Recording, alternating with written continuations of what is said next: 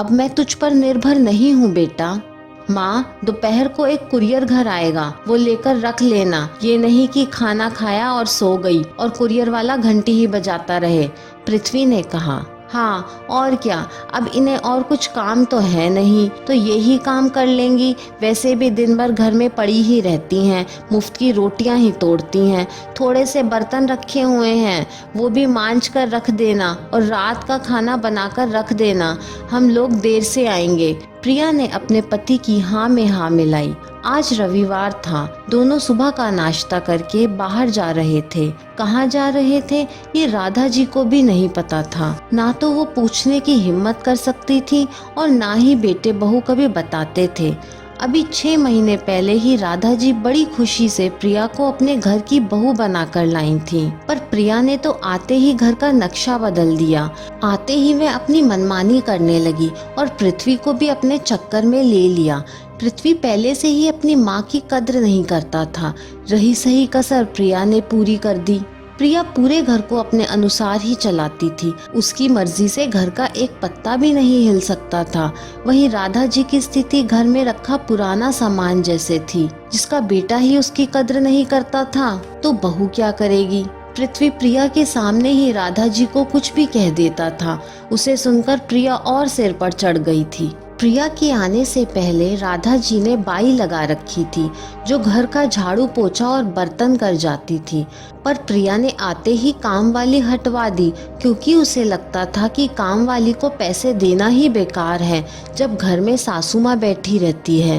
रात को दोनों देर से आए और खाना खाने बैठे तो पृथ्वी चिल्लाकर बोला, ये क्या बना दिया? सब्जी में मसाला बहुत कम है माँ। आपको खाना बनाना ढंग से नहीं आता है क्या? इससे अच्छा तो हम बाहर ही खाकर आ जाते। आखिर इतना कमाता किस लिए हूँ मैं, ये बोरिंग और बेस्वाद खाना खाने के लिए? पृथ्वी की तेज आवाज से राधा जी हिल गईं। वो चुपचाप अपने कमरे में आ गईं और सुबकने लगी। प्रिया को क्या कहती, जब अपना ही सिक्का खोटा हो तो दूसरों से क्या शिकायत करें।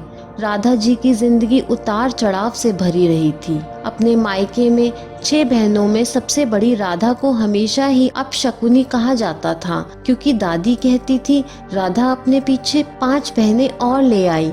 एक भाई भी तो ला सकती थी ना, आखिर वंश तो बेटा ही चलाता है। 6 बहनों को देखकर उसकी दादी का मन कुलबुलाता रहता था और वो चाहती थी कि सभी जल्दी से अपने घर चली जाएं और उन्हें इस सब के बोझ से मुक्ति मिल जाए। राधा को ज्यादा पढ़ाया भी नहीं और उसके लिए रिश्ता देखना शुरू कर दिया। दहेज तो था नहीं, तो अपने से 2 गुने उम्र के विदुर आदमी के साथ ब्याह कर दिया। राधा जब शादी होकर आई तो पहले से ही 2 बेटी और 2 बेटे थे।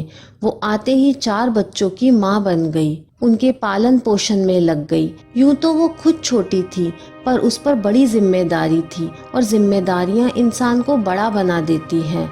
चारों बच्चे काफी बड़े थे। अब राधा के पेट में पृथ्वी आया तो सबकी त्योरियां चढ़ गईं कि इसकी क्या जरूरत थी। उधर राधा का पति बुरी संगत में भी रहता था, सारा पैसा दारू और जुए में उड़ा देता था।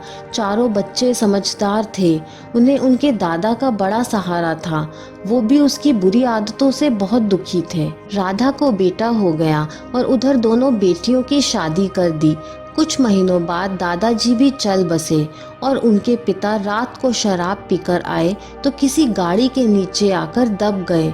छोटी सी उम्र में वो विधवा हो गई और दोनों समझदार बेटों ने राधा को पृथ्वी के साथ घर से बाहर निकाल दिया। पढ़ी लिखी तो थी नहीं, इसलिए कोई नौकरी नहीं मिली, पर पापी पेट का सवाल था। लोगों के यहाँ काम किया, बर्तन मांजे, फिर एक स्कूल में चपरासी बन गई।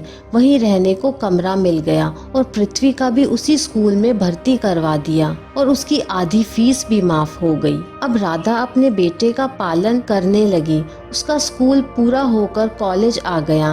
पढ़ाई में वो ठीक था, पर उस पर भी अपने बिगड़ैल बाप की छाप थी। वो ही गुस्सा और गाली गलौज करना। राधा समझती थी, पर वो किसी की नहीं सुनता था।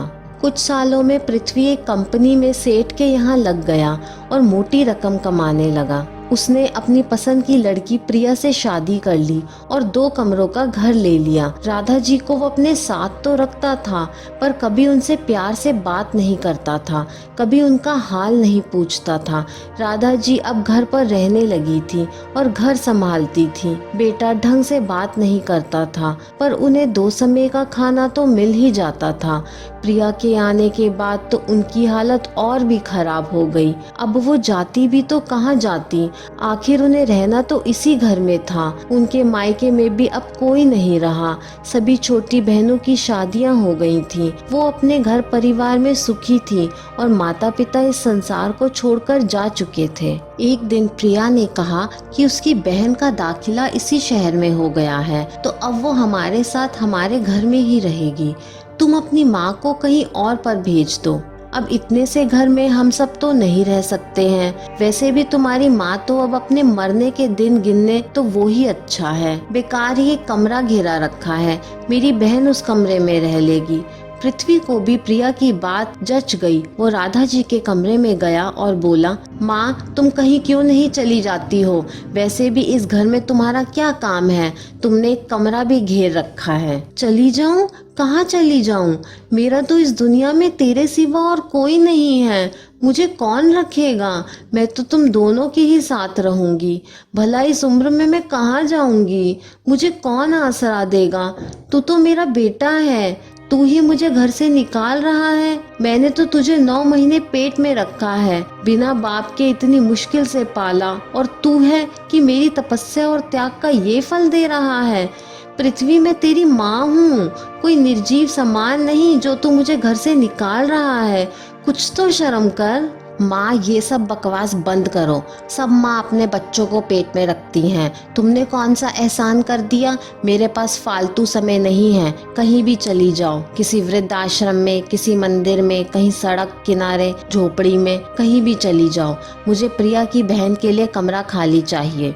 तुझे कमरा खाली चाहिए? मैं कर दूंगी। मैं बाहर हॉल में रह लूंगी, पर इस बुढ़ापे में अपनी माँ को बेघर मत कर। अरे माँ हूँ मैं तेरी। वो फिर से चिल्लाई, पर पृथ्वी और प्रिया पर कोई असर नहीं हुआ। राधा जी ने सारी रात रोकर बिता दी। अगली सुबह राधा जी उठी नहीं तो दोनों ने दरवाजा खटखटाया। राधा जी को उठाया और जाने को कहा। राधा जी ने काफी दया की भीख मांगी, पर प्रिया और पृथ्वी का मन नहीं पिघला। राधा जी अपना थोड़ा सा सामान लेकर घर से चली गईं। रेलवे स्टेशन पर बैठकर सोचने लगी कि अब कहाँ जाए। बहनों ने कहा हमारे घर आ जाएं, पर सब अपने ससुराल में थी, तो किसी के यहाँ जाकर लंबे समय तक रहना संभव नहीं था। राधा जी को फिर अपने मायके के घर की याद आई। वो सीधी अपने गांव चली गई। वहाँ गांव में अपने पुराने घर को देखकर उनकी तबीयत हरी हो गई। घर बंद था। कुछ साल पहले ही उनके माता पिता की मृत्यु हो गई थी। राधा जी ने पड़ोस से चाबी ली और अपना घर खोल दिया। आज उन्होंने भी खुलकर सांस ली। कुछ दिनों में उनकी 5 बहनें उनसे मिलने वहाँ आ गईं।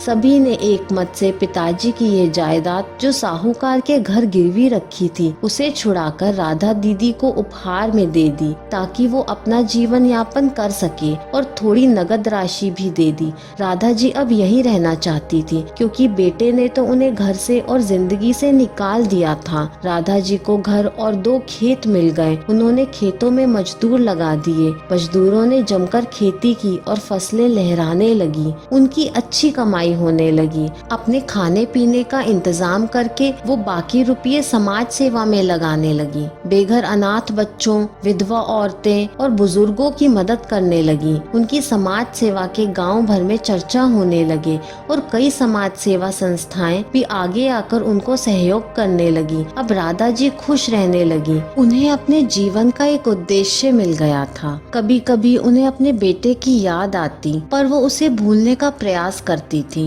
उन्होंने अपने ही घर में लड़कियों के लिए निःशुल्क विद्यालय खोल लिया था, ताकि लड़कियां अपने पैरों पर खड़ी हो सकें और पढ़ लिख कर अपना भविष्य बना सकें, उन्हें अपने पिता और बेटे पर निर्भर नहीं रहना पड़े। राधा जी की लोकप्रियता गांव से लेकर अब शहरों में बढ़ने लगी। राधा जी ने उसी घर के ऊपर कुछ कमरों में वृद्धों के लिए आशियाना भी खोल लिया। उन्होंने अपने छोटे छोटे प्रयासों से बड़े बड़े काम कर दिए। उन्हें कई संस्थानों ने भी सम्मानित किया और सहयोग दिया। एक दिन जब पृथ्वी ने सुबह अखबार खोला तो अपनी माँ की फोटो और लोकप्रियता को देखकर उसका सिर चकरा गया। उन्हें बहुत बड़ा सम्मान और नकद राशि मिलने वाली थी। उसे अपनी माँ के बारे में पता चला तो उसने प्रिया को बताया। दोनों जने सोचने लगे कि माँ के पास तो बड़ा पैसा है, हम माँ के पास जाएंगे और ये जायदाद ले लेंगे। आखिर हमारा भी तो माँ की जायदाद पर कुछ हक है। दोनों अपने लालच के वशीभूत होकर गांव चले गए। जगह जगह उनकी माँ के चर्चा सुनकर दोनों हैरान थे। अपने बेटे को देखकर एक बार राधा जी का मन पिघला तो जरूर,